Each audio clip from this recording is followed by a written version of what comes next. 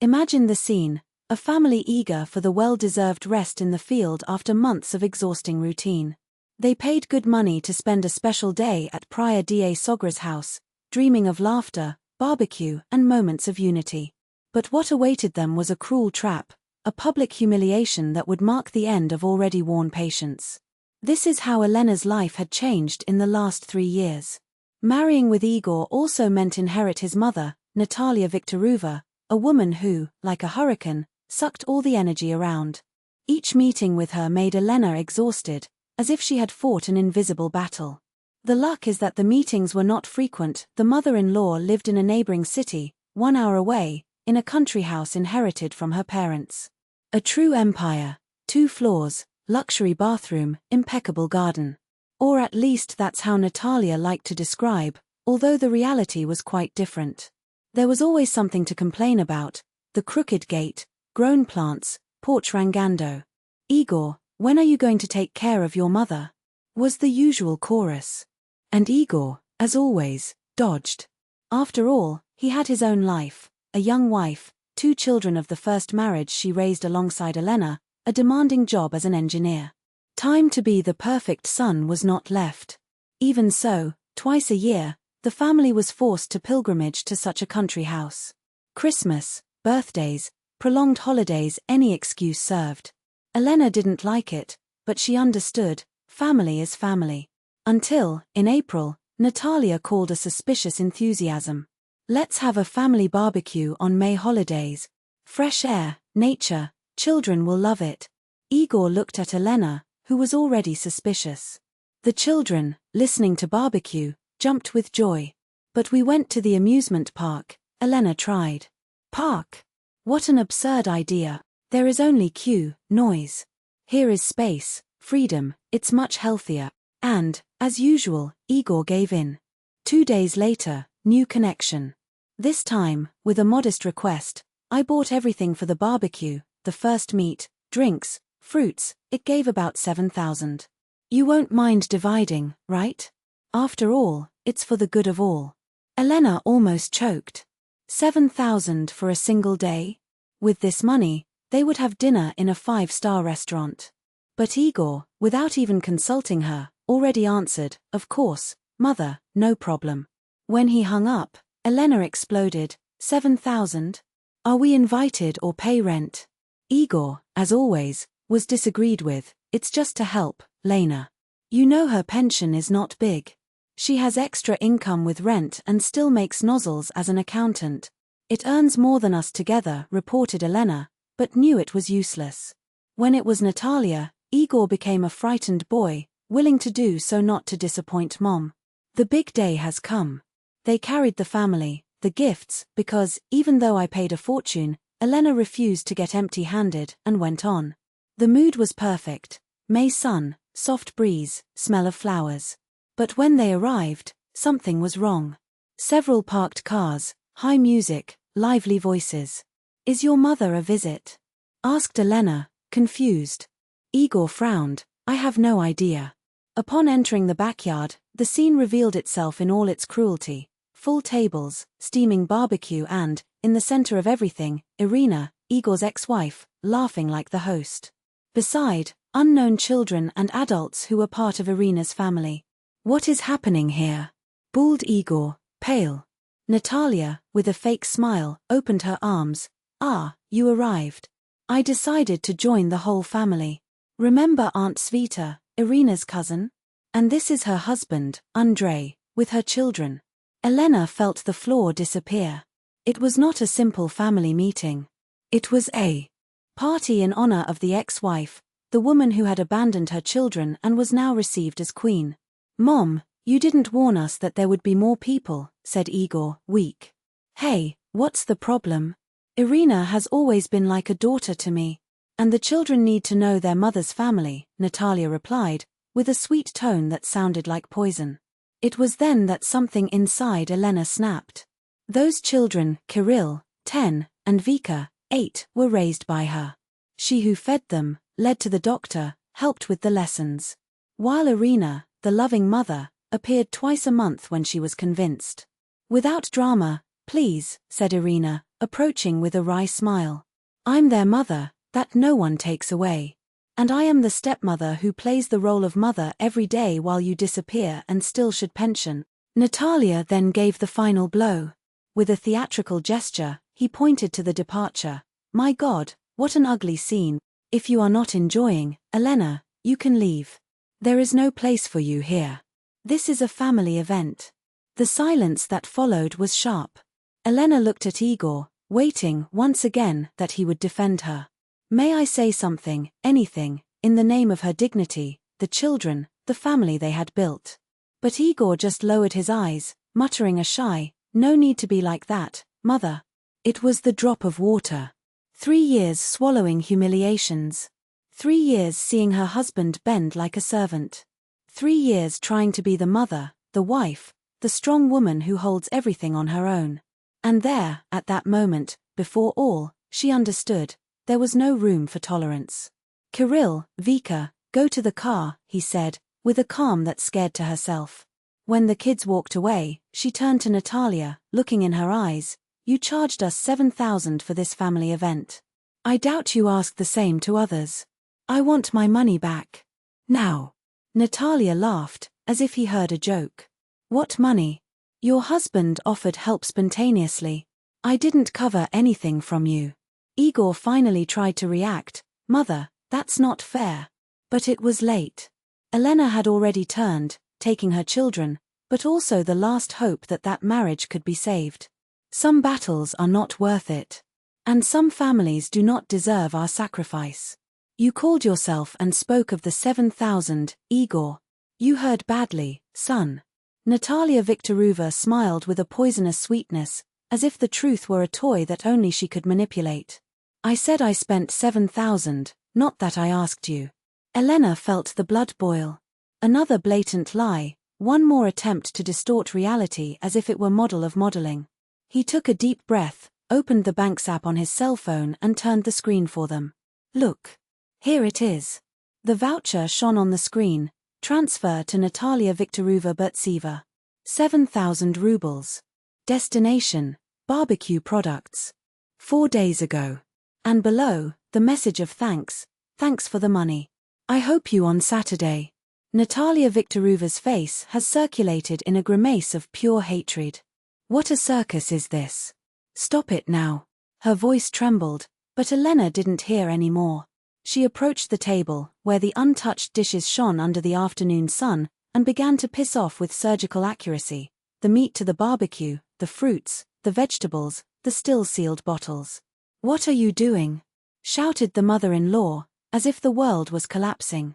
Taking what I paid, said Elena, without even looking at her. According to your words, here there are 7,000 in products. So I'll take them.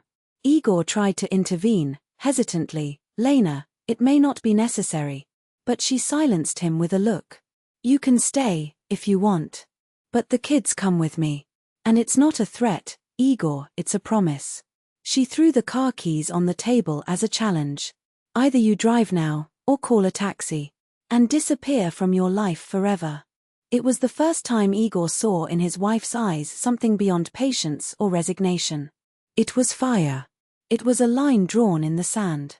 He took the keys without a word, helped carry the bags in the trunk and sat the children in the back seat, while the screams of Natalia Viktorova echoed as a lament of defeat. The guests watched, gaping, the scene that none of them would dare to star in. Inside the car, the silence was so dense that you could cut with a knife. The children, pale and quiet, clung to each other. Elena was looking out the window, her fingers squeezing the fabric from her bag like someone's throat. Igor drummed on the wheel, nervous. Where are we going? He finally asked, his voice hoarse. For the amusement park, as we planned, she said dryly. Now we have food for the picnic and 7,000 more to spend on them. Igor looked at her, incredulously. Are you not angry? Elena laughed, a bitter sound. I am. But not the children. She turned back, smiling forcibly to the little ones. They are not to blame that their grandmother is a manipulator and her father, a puppet. The rest of the day was a facade of normality. Elena was forced to laugh in the roller coasters, eating cotton sweet as if there was no knot in her stomach, spreading the stolen picnic towel in the grass like a victory. The children gradually forgot the scandal and surrendered to the pure joy of being just that, children. But when the night fell and they finally fell asleep in the back seat, exhausted, Elena's mask cracked. Igor broke the silence first. "I'm sorry." His voice was a murmur loaded with shame. "I should have defended you." Elena didn't look at him. "Yes. It should." She took a deep breath. "But you chose your mother, as always." He did not try to justify himself.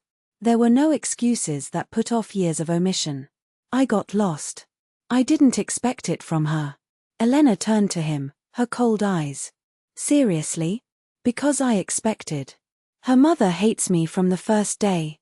She loves her ex-wife, who dropped him with 2 children for a rich man and came back only when she was abandoned too. You know why?" Igor swallowed hard. "Because Irina never gave her work. She let her mother interfere, humiliate." "I don't." The silence that followed was a confession. "I won't go back to her house," said Elena firmly. "And I won't take our children. If you want to see her, go alone. But I can't stand it anymore to be treated as an intruder." Igor nodded, surprisingly fast. "You're right. I'll talk to her." Elena released a moodless laugh. "And what are you going to say?"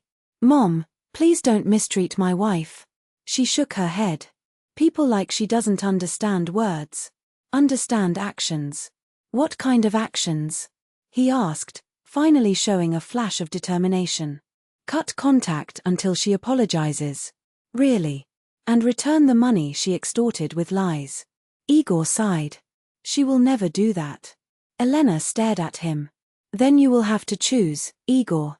Or his mother, who manipulates and disrespects his family, or his wife and his children." He didn't answer. "I didn't need to." The choice was already made at the moment he turned on the car and left his mother's house behind. The next morning, the phone rang. The conversation was short and tense. Natalia Viktorova refused to admit any guilt, demanding that Elena apologize for the show of the day before. But this time, Igor didn't give in. Your once hesitant voice now cut as a blade: "Either you apologize and return the money, or we'll no longer have any relationship." The silence on the other end of the line was followed by a flood of accusations. "You cheated on your own mother for this woman. I dedicated myself to you all my life. It will regret when I die." Igor hung up. There was no more space for blackmail. The following weeks were a silent war.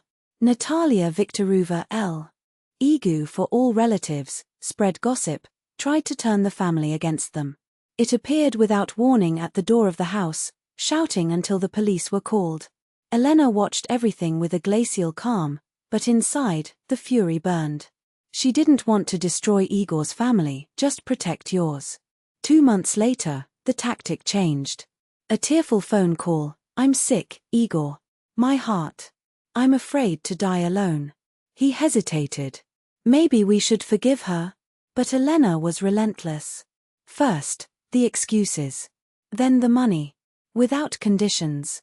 When Igor transmitted the ultimatum, to the surprise of both, Natalia Viktorova accepted. She arrived the next day, with a cake, withered flowers, and cheap toys for the children. "I was wrong," he murmured, looking at the floor. "Here is the money." The envelope with the 7,000 rubles trembled in his hands. Elena took him, studying her mother-in-law's face. It would be genuine regret, or just another play.